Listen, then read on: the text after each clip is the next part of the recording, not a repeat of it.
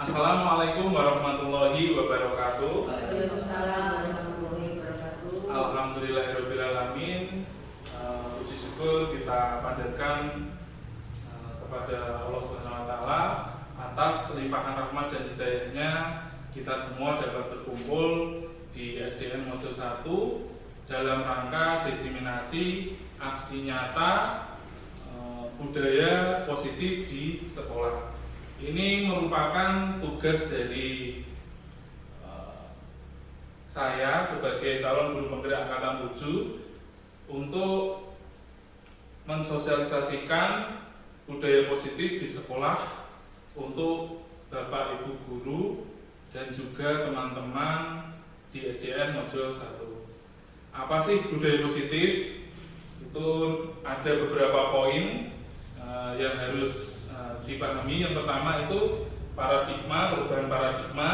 Yang kedua teori kontrol atau pilihan. Yang ketiga keyakinan kelas. Yang keempat segitiga restitusi. Yang kesemuanya ini berkesinambungan untuk menciptakan budaya positif di sekolah.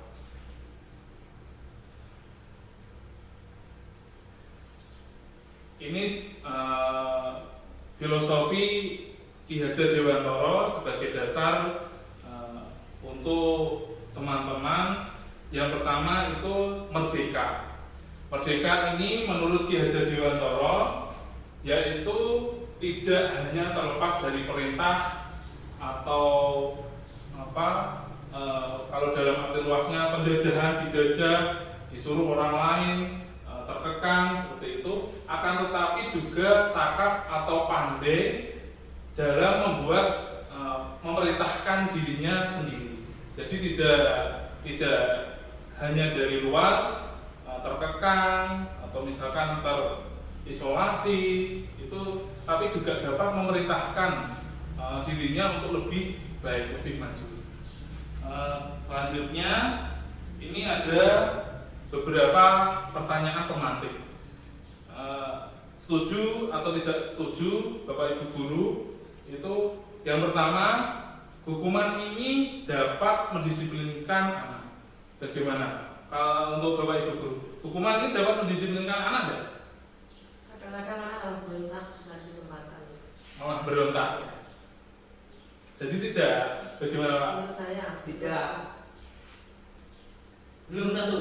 Belum tentu ya? Kadang-kadang. Belum tentu mendisiplinkan anak.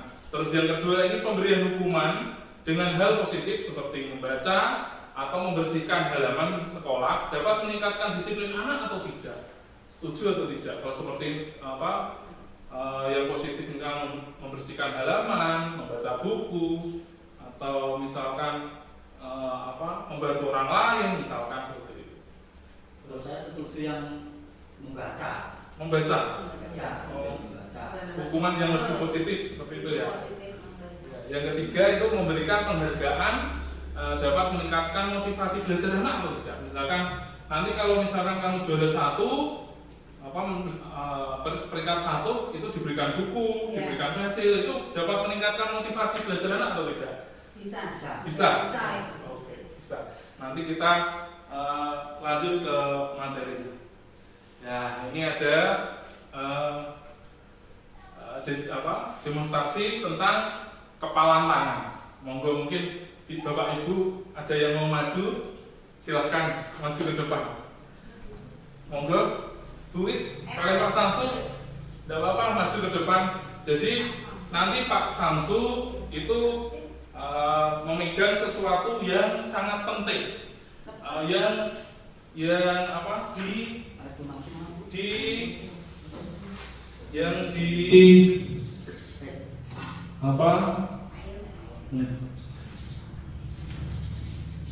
gimana? Monggo. Oh, Bu Mati, monggo. Bu Mati kalian tidak apa-apa. Ini salah satu contoh. Ini ada Bu, ada kesini tidak di sini. Nah, ini contohnya ini. Itu Bu Sumati ini memegang sesuatu hal yang sangat penting untuk Bu Marti, dan Bu Marti sekuat tenaga untuk mempertahankan keyakinan atau sesuatu yang penting di genggaman tadi digenggam. Terus untuk Bu Wit ini mencoba untuk membujuk, merayu, bisa juga menyuap atau mungkin agak kencengnya itu mengancam, mungkin seperti monggo silakan Bu Wit bisa membujuk terlebih dahulu mungkin. Ini suatu enggak mungkin aku lepaskan. Saya berharga untuk diriku. Tapi kan boleh aku minta intinya buat aku. Kan juga kamu. Enggak apa. Ini kalau ini aku lepas pada Anda, aku sendiri nanti akan. Kan aku pengen juga tahu itu apa yang ada di sana apa. Rahasia sih enggak boleh. Boleh nggak? Boleh ya. Boleh ya. Boleh aja ya. No. Aku aja enggak sih. Kalau aku punya orang sendiri bisa beli sendiri. Ngapain? Oh enggak, baksonya enak. Aku suka bakso. Ya tak kasih makan. Tapi gigi. Kalau saya kan nggak perlu bang giginya. Berubah ya. Enggak. Boleh ya. Aduh, enggak. No. Oh udah. Jangan kalau ini kamu minta aku nanti Kan kalau kamu punya aku juga pengen punya. Pengen tahu apa Oh, itu. bagus. no. Ya, mau. Kan mau itu. Jangan. Mau. Ayolah. Masa nggak boleh? Oke, sip. Tadi kan bukan teman aku. Ya. Iya, sip. Oke, terima kasih Bu. Terima kasih Bu Wiwit dan Bu Mati telah mendemonstrasikan tentang kepala tangan ini. Bagus. Nah itu salah satu contoh demonstrasi ya, bahwa keyakinan kelas itu harus dipegang seutuhnya. Ya walaupun di beberapa kesempatan mungkin di luar sana ada contoh itu langsung diberikan seperti itu juga.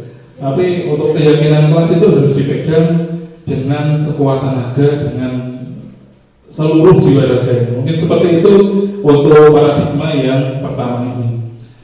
Yang terjadi seperti tadi. Udah bagus Bu Wit tadi membujuk, menggoda dengan segala cara, namun Bu Mati tetap kekeh, tetap tidak mau memberikan sesuatu yang berharga untuk Bu Wit. Terima kasih. Tepuk tangan dulu.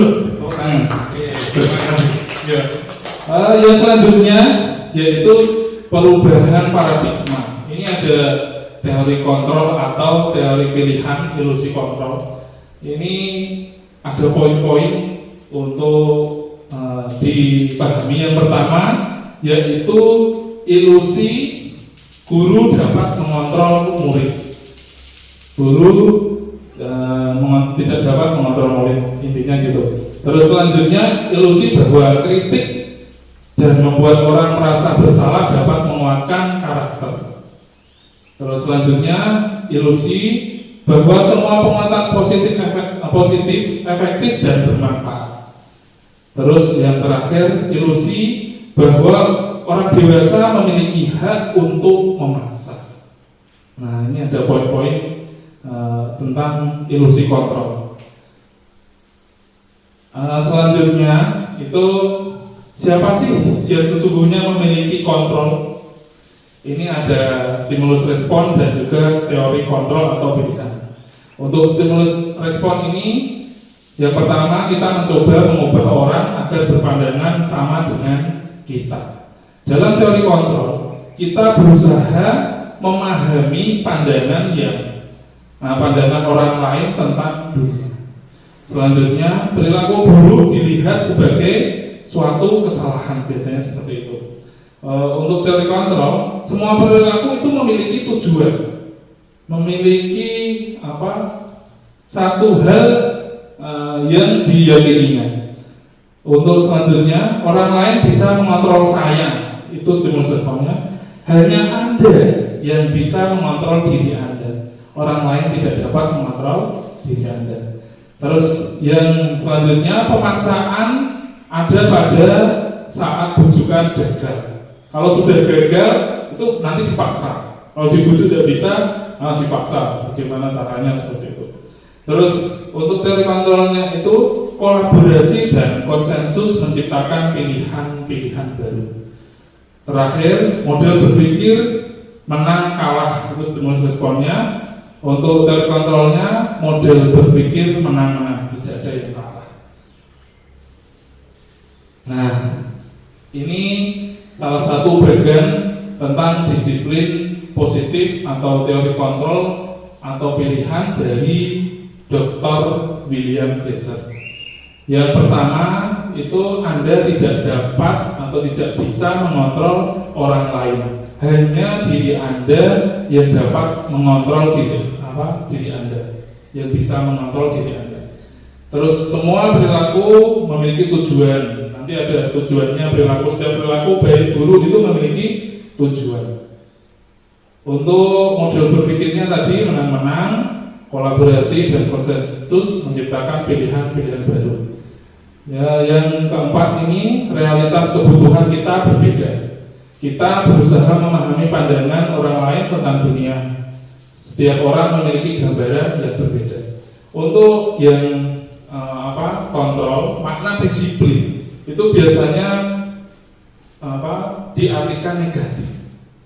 Disiplin itu maksudnya konotasinya negatif. Disiplin itu memaksa, disiplin itu harus seperti itu.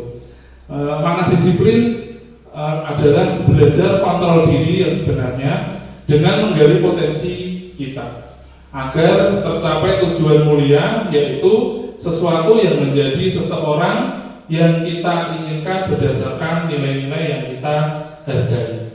Nilai-nilai itu seperti profil pelajar Pancasila P5 tadi, berpikir kritis, terus gotong royong dan lain sebagainya. Terus untuk semua perilaku itu memiliki tujuan, yaitu ada teori motivasi. Motivasi ada dua, ekstrinsik dari luar dan juga intrinsik dari dalam. Terus untuk teori motivasi ini untuk menghindari hukuman itu ekstrinsik.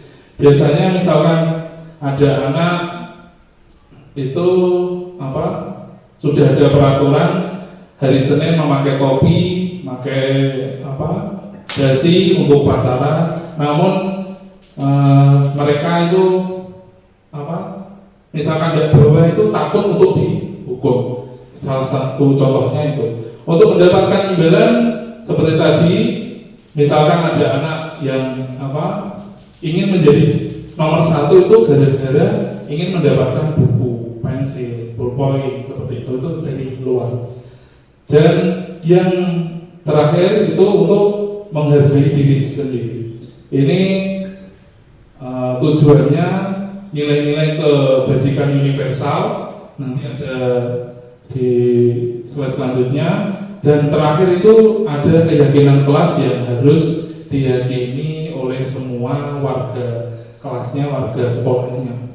Terus untuk yang posisi kontrol ini ada 5. Mungkin seperti saya pribadi sebenarnya saya juga masih belajar bahwa 5 posisi kontrol ini dapat diposisikan oleh Bapak Ibu guru, kepala sekolah. Bisa menjadi penghukum, pembuat rasa bersalah, bisa menjadi teman atau pemantau. Yang terakhir ada menjadi manajer. Nah, top inilah menjadi manajer inilah yang mau dilakukan, yang harus dilakukan oleh Bapak Ibu guru dan juga kepala sekolah. Nanti untuk manajer ini bisa menerapkan segitiga restitusi. Untuk yang teman pemantau ini tidak ada segitiga restitusi. Dan segitiga restitusi itu ada 3. Yang pertama menstabilkan identitas, terus validasi kebutuhan dan juga menanyakan keyakinan. Untuk tujuan itu setiap tindakan mesti memiliki tujuan 5 kebutuhan dasarnya. Ada yang bertahan hidup, penguasaan, kasih sayang, sampai kebebasan. Dan ini bagian untuk disiplin positif. Selanjutnya, ini tidak usah. Nah, ini nilai-nilai kebajikan universal. Ini berdasarkan pada profil pelajar Pancasila. Yang pertama beriman, bertakwa kepada Tuhan Yang Maha Esa dan berakhlak mulia. Yang kedua mandiri, bernalar kritis, berkebinekaan global, bergotong royong, kreatif. Ya, selanjutnya marilah kita simak video. Nah, ini video yang telah saya terapkan untuk anak-anak. Kemarin itu saya menerapkannya di kelas 6. Ini mungkin bisa dilihat sebentar.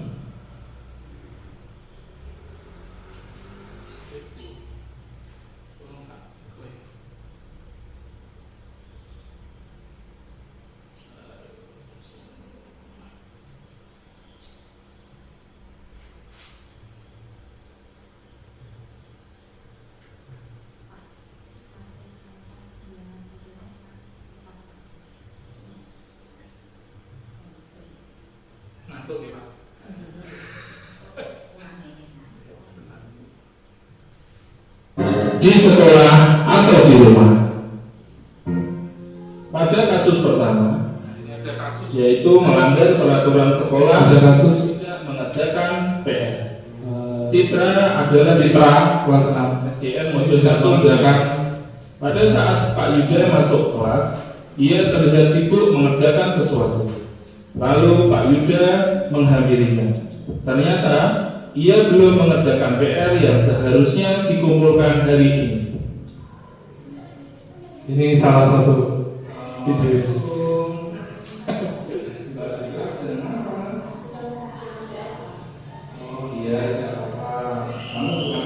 Jadi tidak langsung dimarahi. Minggu kemarin teman-teman sudah pernah melakukan ini, mengerjakan PR di sekolah. Idenya apa? Pasti kamu memiliki alasannya kan?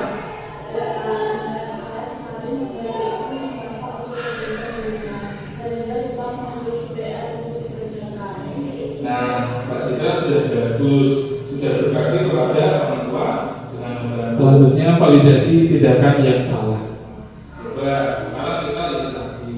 Mbak Citra tidak mengerjakan PR di rumah, itu mengajar dengan kelas kamu tidak? Dengan kelas apa yang kamu mengajar?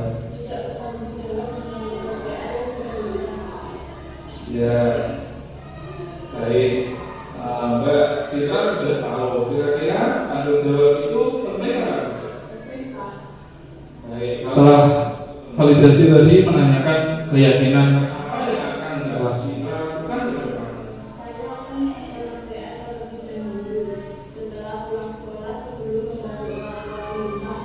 Bagus. Setelah Mbak Citra memperbaikinya, kamu akan menjadi orang yang seperti apa ke depannya?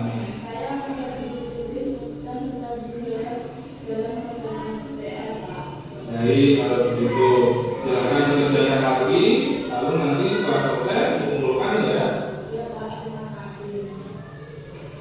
Ini untuk kasus yang pertama. Jadi Citra itu tidak mengerjakan PR di rumah, tapi mengerjakannya di sekolah. Nah itu juga sebenarnya tindakan yang tidak dibenarkan. Padahal untuk pekerjaan rumah tetap harus dikerjakan di rumah. Nah itu guru itu tidak langsung menghukumnya atau memarahinya, tidak seperti itu. Jadi di peserta didiknya diajak untuk mengkoreksi, mengkoreksi dirinya sendiri tanpa memaksa, tanpa menghukum, tanpa ada unsur ekstrinsiknya, tidak dari luar tapi dalam dirinya sendiri. Monggo ada apa? Silakan.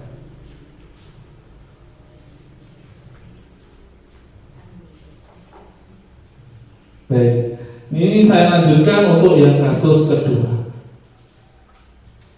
Hampir sama. Pada kasus 2, melanggar peraturan sekolah, tidur di kelas saat jam pelajaran. Amira adalah siswa kelas 6 SDN Mojo 1 Beringin. Pada saat Pak Yuda masuk kelas, ia terlihat tidur di kelas. Lalu Pak Yuda menghampirinya. membangunkannya agar tidak mengganggu pembelajaran yang akan dilakukan. Pak Yuda menyuruh Amira untuk menemui Pak Yuda setelah jam istirahat. Nah, ini ceritanya seperti ini.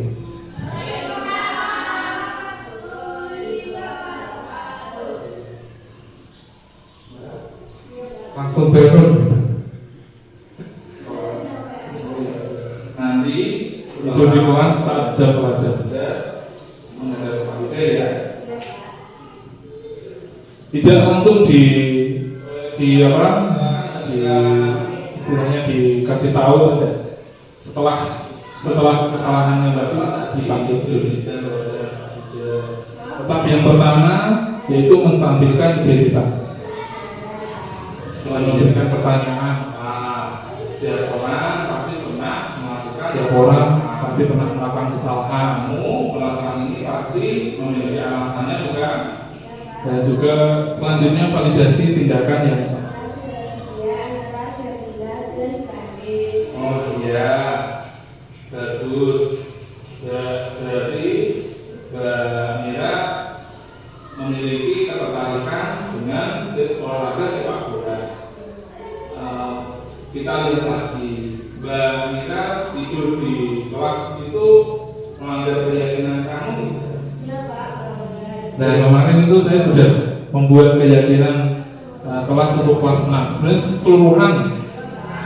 seluruh kelas 1 sampai kelas 6 itu sudah saya buat. Tahu kira-kira menghormati dan bertanggung jawab itu penting apa tidak? Baik, kalau sudah tahu itu penting, kira-kira tindakan apa yang Mbak Mira akan lakukan ke depan?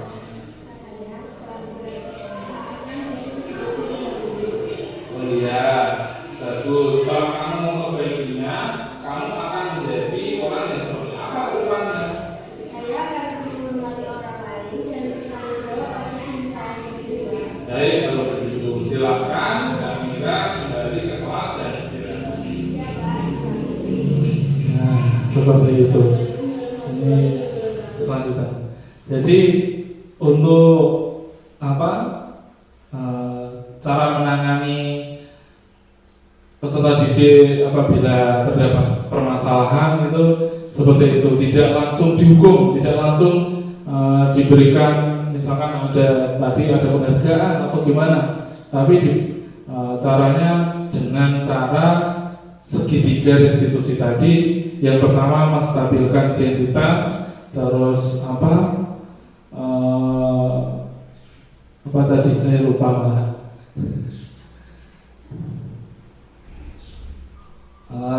Validasi tindakan, validasi kebutuhan, menanyakan keyakinan. Validasi kebutuhan ini tadi tindakan yang salah tadi.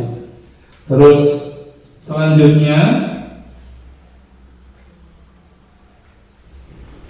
ini ada teori motivasi perilaku manusia.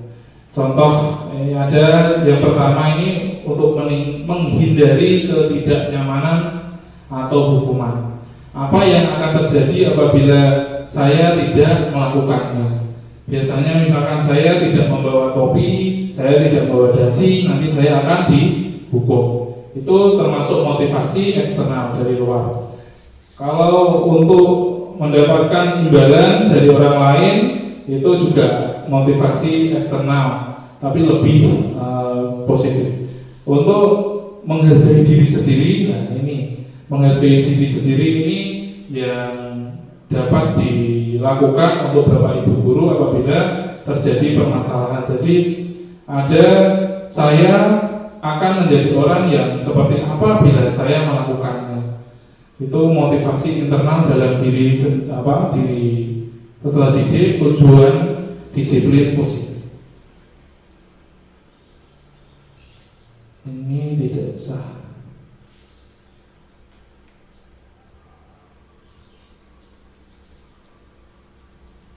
Nah, ini mungkin bisa dicoba. Ini ada tindakan guru, ini termasuk hukuman atau konsekuensi. Konsekuensi itu misalkan ada melakukan sesuatu, nah itu sesuatu itu harus diperbaiki dirinya. Tidak dengan kegiatan yang lain. Kalau misalkan contoh mencatat 100 kali di buku kalimat, saya tidak akan terlambat lagi karena terlambat ke sekolah, itu termasuk hukuman atau konsekuensi? Gimana Bapak Ibu? Mencatat 100 kali di dalam buku kalimat, saya tidak akan terlambat lagi karena terlambat ke sekolah. Hukuman. Iya, bagus. Karena tidak sesuai dengan permasalahannya. Kan misalkan terlambat sekolah, hubungan dengan mencatat itu kan tidak ada. Seperti itu. Terus lali mengelilingi lapangan basket 2 kali karena terlambat hadir di sekolah. Hukuman. Betul. Nah, murid diminta push up 15 kali karena tidak menggunakan masker di sekolah.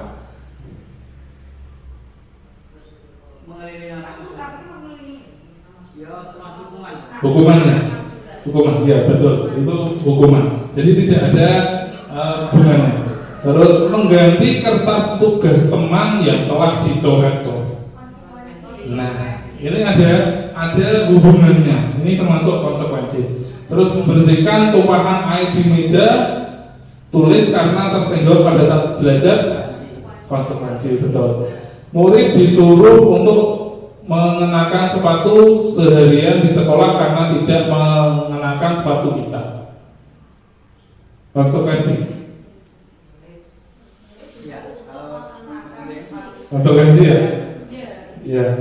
Terus selanjutnya lari mengelilingi lapangan basket 2 kali karena terlambat 10 menit untuk pelajaran PCOK. Hukuman? Hukuman atau konsekuensi? Yang benar konsekuensi, karena itu sesuai. Nah, itu pembelajaran PCOK itu disuruh lakukan seperti itu. Ini kayak tadi, ini jawabannya. Ya, yang murid disuruh itu termasuk hukuman. Yang konsekuensi yang bawah sama yang 2 di atas, mungkin itu. Selanjutnya, ini perbedaan hukuman. Itu hukuman yang pertama itu sesuatu yang menyakitkan harus terjadi. Sakit untuk peserta yang melaksanakan, yang melakukan. Konsekuensi itu sesuatu yang harus terjadi, memang harus dilakukan. Terus hukuman itu membuat anak sakit fisik maupun hatinya untuk jangka waktu yang lama. Terus untuk konsekuensi itu membuat anak merasa tidak nyaman dalam waktu jangka yang pendek. Cuma saat itu aja, setelah itu tidak. Untuk hukuman, anak membenci kedisiplinan. Untuk konsekuensi, anak menghargai disiplin. Dan selanjutnya, dan masih banyak itu. Terus, nah, ini tadi, apa sih restitusi itu? Restitusi itu adalah proses penciptaan kondisi bagi murid untuk memperbaiki kesalahan mereka. Jadi yang memperbaiki itu muridnya, bukan bapak ibu gurunya atau orang tuanya, tidak. Sehingga mereka bisa kembali pada kelompok mereka dengan karakter yang lebih kuat. Restitusi juga merupakan proses kolaboratif yang mengajarkan murid untuk mencari solusi untuk masalah yang mereka hadapi, dan mereka ingin menjadi tujuannya mulia. Dan bagaimana mereka harus melakukan orang lain. Gosen 2004. Ini salah satu yang bisa dilihat perbedaan hukuman, konsekuensi atau restitusi. Nah, yang hukuman itu negatif, dampaknya negatif. Kalau yang konsekuensi itu masih netral, 50-50. Kalau yang positif itu 100% positif.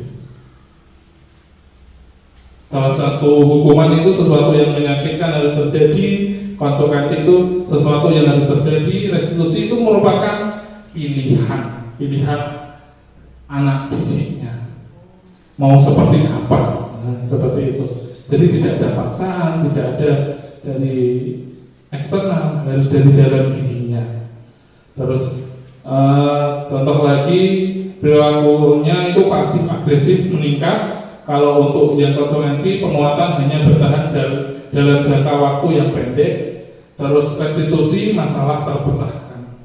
Untuk hukuman, sistem tidak akan berjalan bila murid tidak takut.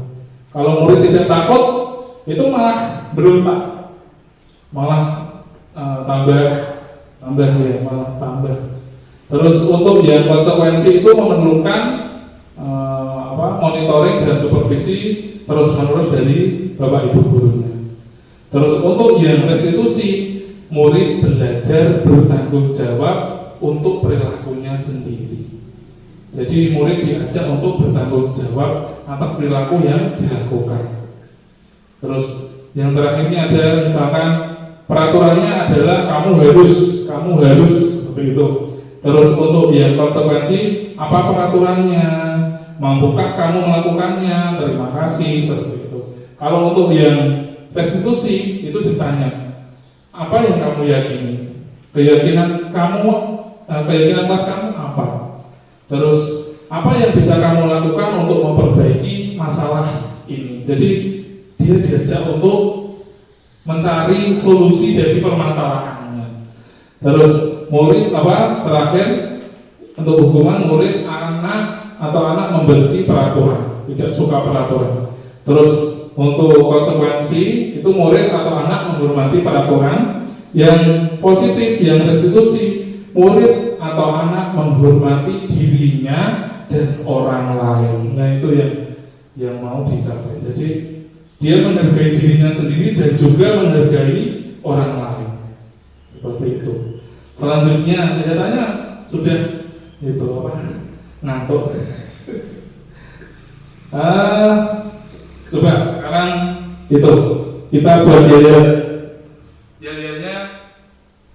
Tepuk semangat. Semangat.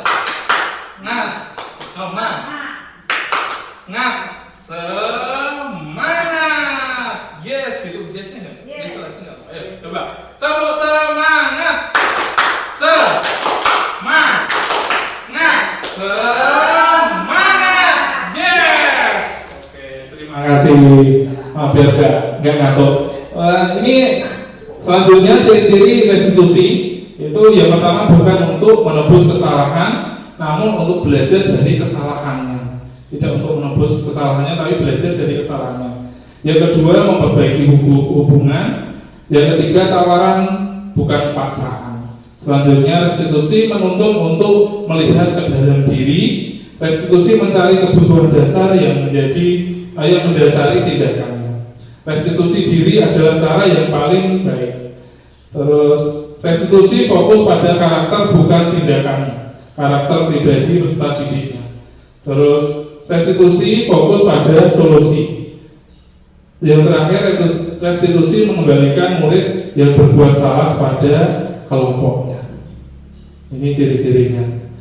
Mengapa tidak peraturan saja? Mengapa harus keyakinan? Misalkan seperti itu. Mengapa sih harus keyakinan? Kenapa tidak peraturan? Kalau peraturan itu kan pemaksaan, dipaksa. Kalau keyakinan itu timbul dari diri sendiri, gitu. Motivasinya dari intrinsik. Nah, ini lingkaran budaya positif. Yang pertama itu membuat peraturan kelas. Setelah membuat peraturan atau sebenarnya kesepakatan kelas itu naik lagi ke keyakinan kelas. Terus ke keyakinan kelas, nanti ke lingkungan positif dan menjadi budaya,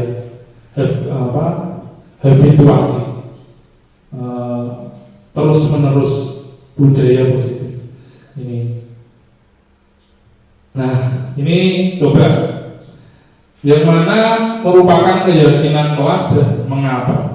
Ini ada kesepakatan kelas. Yang pertama, tekad damai persatuan satu. Kesepakatan kelas yang pertama itu datang tepat waktu.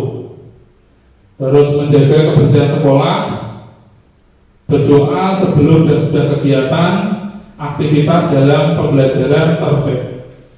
Kalau yang sebelah kiri ini merupakan apa Bapak Ibu?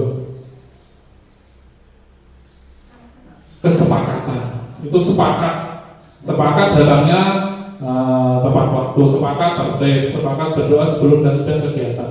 Nah, ini yang sebelah kanan ini sudah masuk ke keyakinan kelas. Contohnya kesepakatan kelas ini, kami guru dan murid yang saling menyayangi. Saling menyayangi. Terus yang selanjutnya, kami murid yang semangat belajar. Yang tiga, kami murid yang peduli dengan teman-teman. Ini masuk ke keyakinan kelas. Saling menghormati, saling menyayangi, semangat, terus menghargai, peduli dengan teman. Ini masuk ke keyakinan kelas. Baik. Ini salah satu keyakinan pendalaman keyakinan kelas dengan tabel T dan Y. Ini yang Y. Ini hormat, misalkan terlihat berempati terhadap perasaan orang lain, memegang barang milik orang lain hanya dengan izinnya, tidak mengambil barang orang lain itu tanpa seizin orangnya, tidak mendengarkan dengan seksama, terus senantiasa berbuat baik dan berbagi. Untuk terdengar satu orang berbicara, yuk saya bantu, kita bisa selesaikan ini bersama-sama. Terima kasih, tolong ya, permisi, boleh saya pinjam, nanti akan segera saya kembalikan. Itu tuh terdengar. Untuk berperilakunya itu tersenyum ramah, memberikan salam hormat, berjabat tangan, namaste, meletakkan tangan di dada, saling, terus memberikan ruang bekerja, postur tubuh yang tenang. Ini ya. Untuk hormat yang tabelnya itu datang tepat waktu, sering hadir terlambat, tidak tampak seperti itu, terus menyapa teman, guru setiap hari dan lainnya. Terus ini misalkan ini ada peraturan, coba selalu kembalikan ke buku ke tempatnya, dilarang mengganggu orang lain, hadir di sekolah 15 sebelum pembelajaran dimulai, dilarang melakukan kekerasan, dilarang menggunakan narkoba. Ini nanti ada.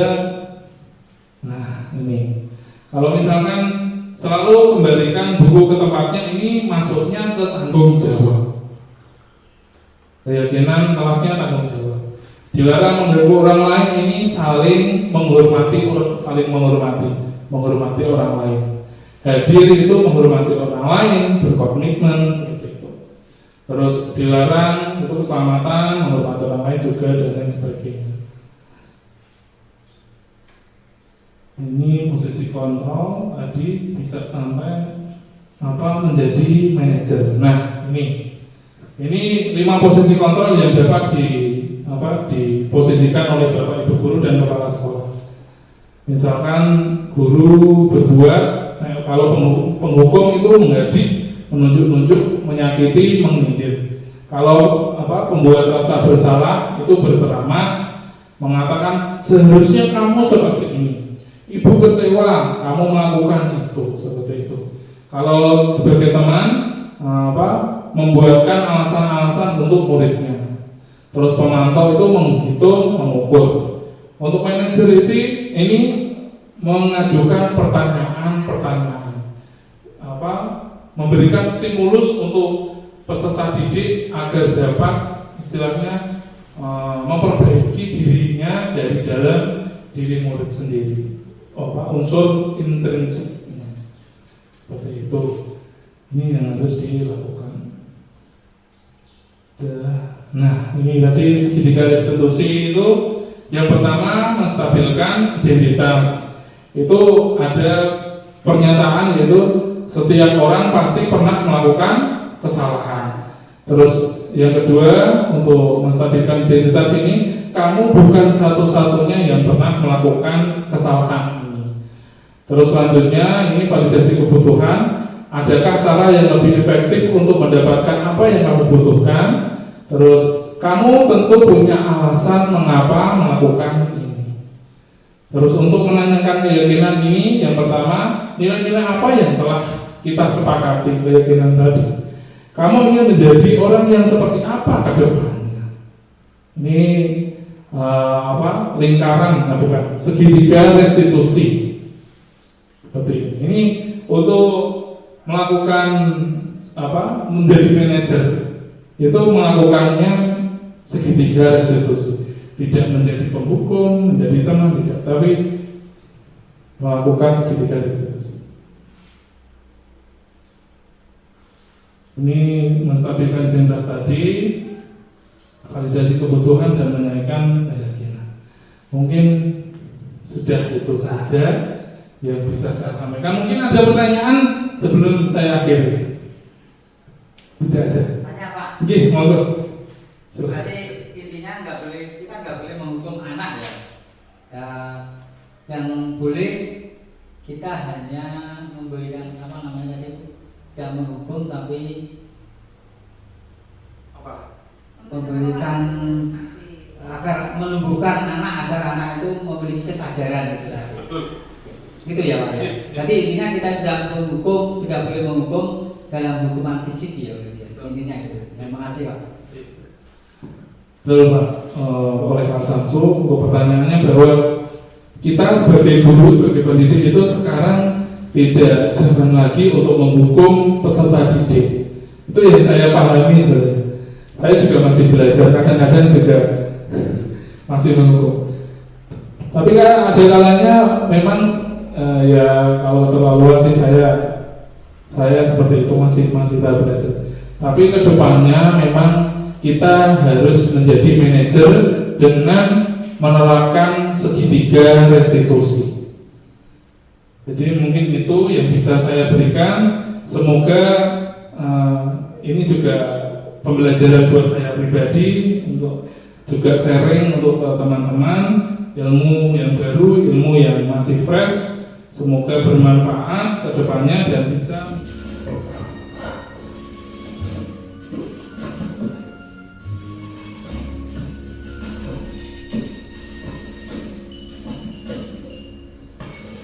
Bernard ini mencoba untuk mengambil alat bantu ada palu atau kapak ya Pak, palu kapak yang buat untuk di es, di musim es.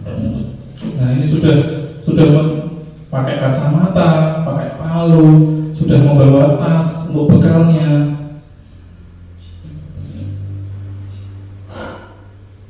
Nah, dia mempunyai impian, tujuannya ingin naik, di gunung gitu, di gunung es. Ini tujuan finalnya di puncak.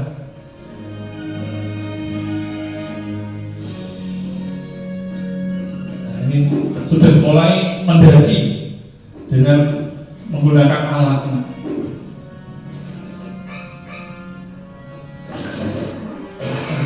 Ternyata alatnya ada yang jatuh, hilang. Dia berpikir akhirnya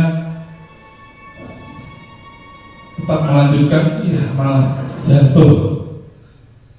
Nah, setelah jatuh, ternyata dengan kuku bisa menancap.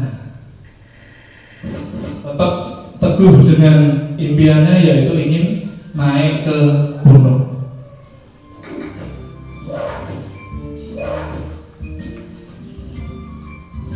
Walaupun dengan gaya Bernard, jatuh lagi, masih jatuh.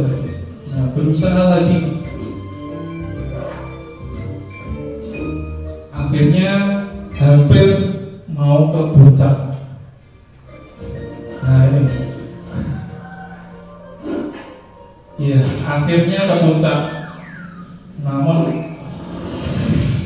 ternyata ada retakan.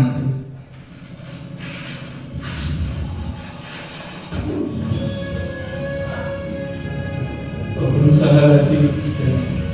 Akhirnya malah jatuh. Iya.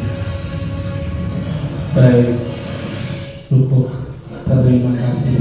Nah, itu adalah salah satu video motivasi bahwa tujuan itu harus dibuat dari awal dengan menggunakan, misalkan di video yang pertama dia melakukan melakukan sesuatu yang sederhana sesuai kemampuannya, akhirnya bisa menarik teman-temannya, menarik orang-orang untuk merubah tadi yang lainnya itu diam saja, tidak bergerak, tidak ada keinginan untuk merubah, jalannya sudah macet, ada itu. Nah, itu tujuan, walaupun melakukan kegiatan yang sederhana, namun dia berusaha dengan kemampuannya. Yang kedua tadi impiannya ingin naik gunung, sudah mempersiapkan segala upayanya dengan ada palu, ada tas, bekal. Namun walaupun jatuh bangun, walaupun naik turun, tapi tetap berusaha sampai ke puncak. Walaupun akhirnya nanti jatuh lagi, tapi impiannya sudah tercapai. Nah, itu adalah tujuan atau impian yang harus diwujudkan. Mungkin itu. Selanjutnya, nah ini ada merumuskan kalimat rumpang dan melihat visi sekolah. Kalimat rumpang yaitu cita-cita untuk murid, ada 6 poin. Yang pertama, kita memimpikan murid yang seperti apa, titik-titik, bisa dilanjutkan. Yang kedua, kita percaya bahwa murid adalah titik-titik, bisa sesuai Bapak Ibu. Yang ketiga, di sekolah kita mengutamakan apa. Terus yang keempat, murid di sekolah kita sadar betul bahwa titik-titik. Terus yang kelima, kita warga di sekolah ini yakin untuk titik-titik. Dan terakhir, kita dan warga sekolah ini paham bahwa titik-titik. Ini nanti bisa diisi, namun ini adalah tujuan visi misi sekolah akan saya berikan terlebih dahulu.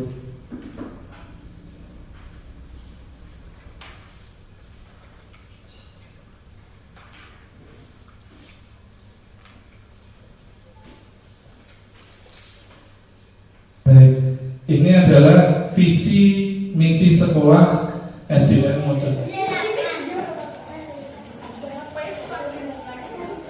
Sudah? Assalamualaikum warahmatullahi wabarakatuh.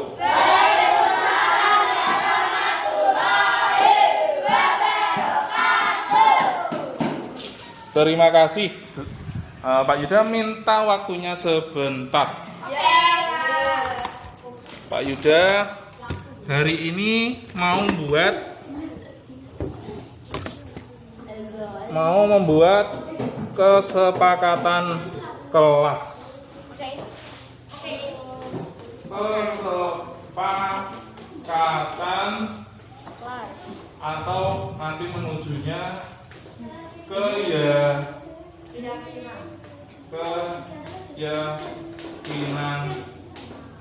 kelas. Apa toh itu? Sebentar waktu ya Pak, sebentar. Keyakinan itu apa toh?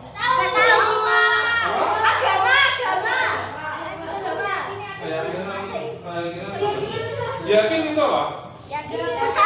Percaya sih. Ada lagi? Yakin itu? Kalau kalian yakin sama Allah SWT, jadi kalian percaya kepada Allah. Nah, kalian nanti buat keyakinan kepercayaan kelas. Apa kepercayaan? Nanti menjadi pedoman kalian, menjadi pijakan kalian. Setiap kali melangkah, kalian harus yakin dengan keyakinan kelas. Yang pertama ada usul. Gimana sih, nggak mau nggak mau? Iya Pak, gimana Pak? Jadi setiap kali kalian melakukan sesuatu, kalian harus berpedoman atau berpijak sama keyakinan ini. mau nanti sampai lulus ada kegiatan apa mapel Pak Yuda, ada mapel Pak Samsu, ada kelas, kalian harus yakin sama atau kesepakatan. Yang pertama itu kesepakatan dulu lah, kesepakatan kelas yang mau dibuat itu apa. Mau ada usul apa? Apa? Usul ide. Bicara dengan tata krama. Berbicara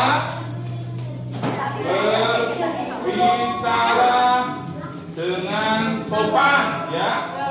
Dengan sopan. Terus dua, ada lagi.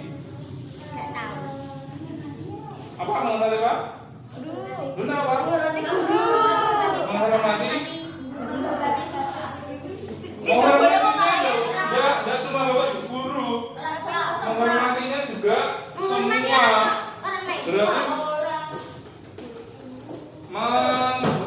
saling menghormati aja ya. Saling menghormati. Tidak boleh lagi adik kelas. Dia terus satunya kayak Mira. Oh, mau kata mana? Saling menghormati. Ada lagi? Sampai deh. Ada lagi?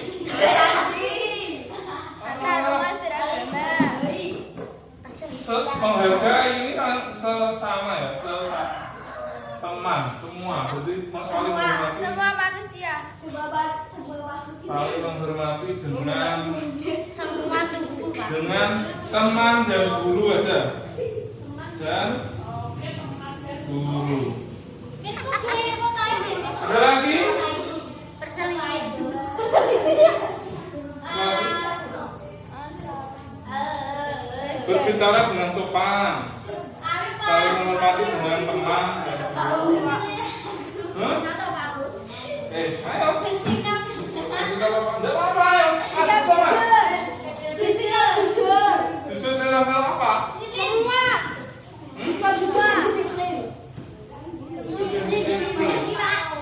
Disiplin kan biasanya ada. Boleh disiplin juga boleh. Apa ya?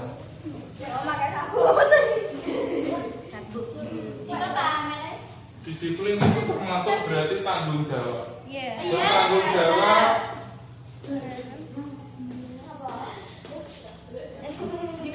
Jawab. Bertanggung jawab dengan apa? Dengan apa?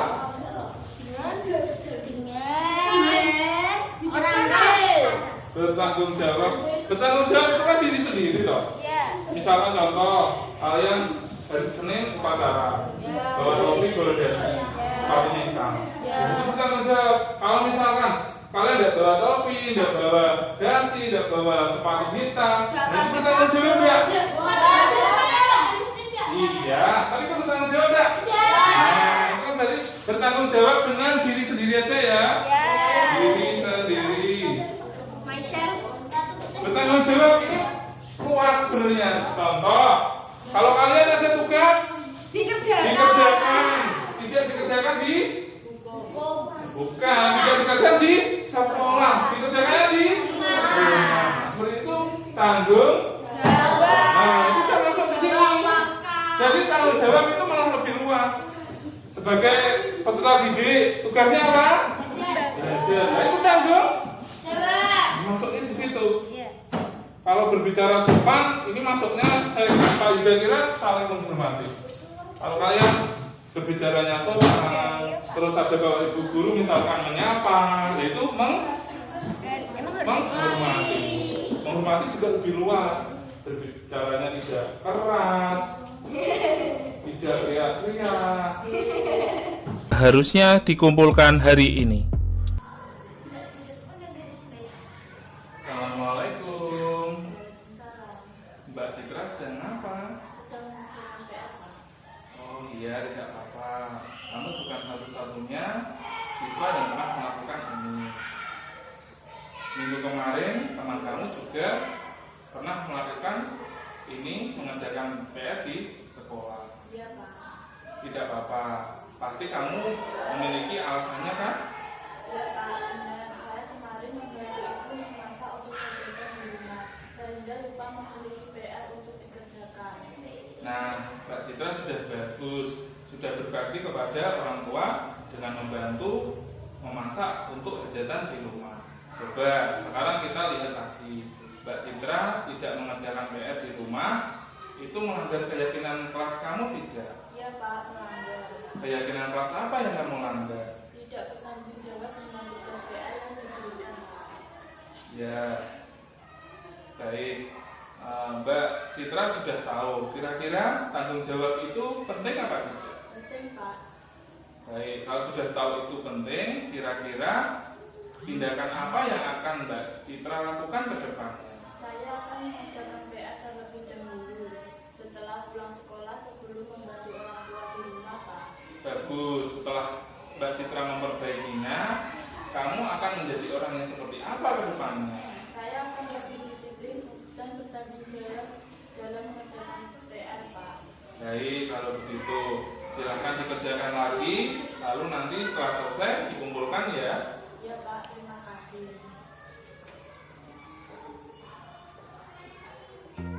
Pada kasus 2, melanggar peraturan sekolah, tidur di kelas saat jam pelajaran.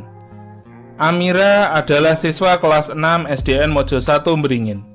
Pada saat Pak Yuda masuk kelas, ia terlihat tidur di kelas. Lalu Pak Yuda menghampirinya, membangunkannya agar tidak mengganggu pembelajaran yang akan dilakukan.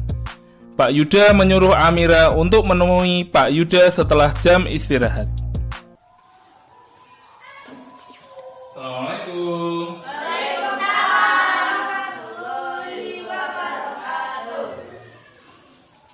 Mbak, Iya Pak. kok tidur di kelas? Kecapean. Oh iya. Nanti setelah jam pelajaran Pak Yuda menghadap ke Pak Yuda ya. Iya Pak. Assalamualaikum. Waalaikumsalam. Silakan Mbak Mira. Baik Kak. Mbak Mira, kenapa tadi tidur di jam pelajaran Pak Yuda?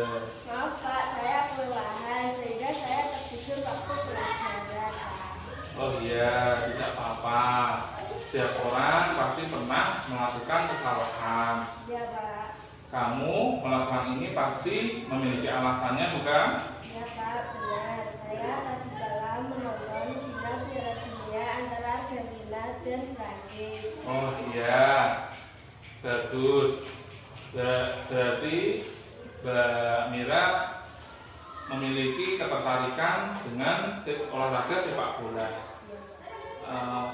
Kita lihat lagi, Mbak Mira tidur di kelas itu melanggar keyakinan kamu tidak? Iya Pak, melanggar. Keyakinan apa yang kamu langgar? Tidak menghormati orang lain serta tidak bertanggung jawab Pak. Nah, Mbak Mira sudah tahu kira-kira menghormati dan bertanggung jawab itu penting apa tidak untuk Mbak Mira? Penting Pak. Baik, kalau sudah tahu itu penting, kira-kira tindakan apa yang Mbak Mira akan lakukan ke depan? Saya setelah pulang sekolah akan tidur terlebih dahulu. Oh iya, bagus. Setelah kamu memperbaikinya, kamu akan menjadi orang yang seperti apa ke depannya? Saya akan lebih menghormati orang lain dan bertanggung jawab pada diri saya sendiri Pak. Baik, kalau begitu silakan Mbak Mira kembali ke kelas dan istirahat. Iya Pak, terima kasih. Terima kasih telah menonton video saya. Guru Bergerak Indonesia Maju. Wassalamualaikum warahmatullahi wabarakatuh.